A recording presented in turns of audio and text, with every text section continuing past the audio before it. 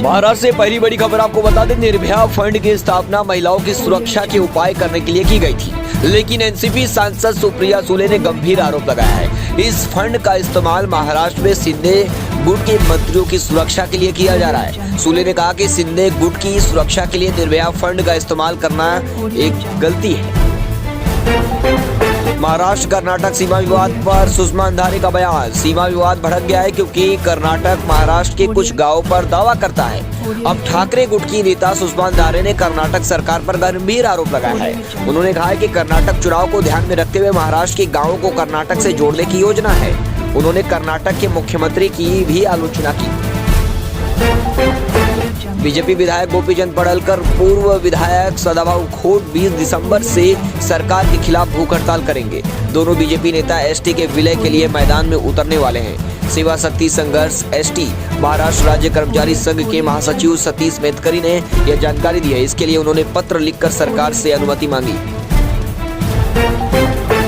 Super fast CM hashtag trend हुआ Twitter पर। आपको बता दें, कल महाराष्ट्र के मुख्यमंत्री और प्रधानमंत्री नरेंद्र मोदी एक मंच पर मौजूद थे और समृद्धि हाईवे का उद्घाटन हुआ।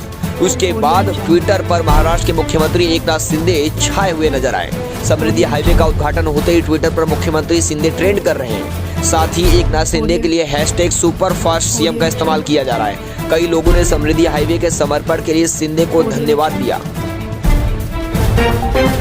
महाराष्ट्र के लिए गडकरी का बड़ा ऐलान। आपको बता दें, प्रधानमंत्री नरेंद्र मोदी की सभा में केंद्रीय परिवहन मंत्री नितिन गडकरी भी मौजूद रहे। इस समय शिंदे फडणवीस के नेतृत्व में समृद्धि राजमार्ग पूरा हुआ है। जल संरक्षण में समृद्धि के काम जुड़ गए हैं। विदर्भ के विकास में समृद्धि का योगदान महत्वपूर्ण होगा। गडकरी ने बड़ा ऐलान करते हुए कहा कि समृद्धि हाईवे जैसी 6 बड़ी परियोजना का काम जल्द शुरू होगा।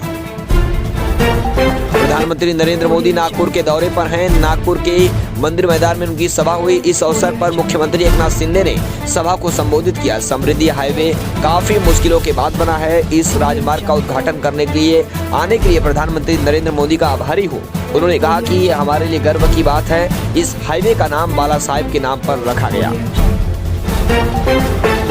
उप मुख्यमंत्री मुख्यमंत्री की सीट पर बैठे। प्रधानमंत्री नरेंद्र मोदी नागपुर के दौरे पर हैं। उन्होंने यहां मंदिर मैदान में बैठक की। इस अवसर पर मुख्यमंत्री एकनाथ शिंदे ने भाषण दिया। जब मुख्यमंत्री बोल रहे थे, प्रधानमंत्री ने चर्चा के लिए उप मुख्यमंत्री देवेंद्र फडणवीस को बुलाया। इस बार वे अपनी कुर्सी छोड़कर प्रधानमंत्री के बगल में मुख्यमंत्री की कुर्सी पर बैठ गए और मोदी से चर्चा की। बाद में फडणवीस अपनी सीट पर चले गए।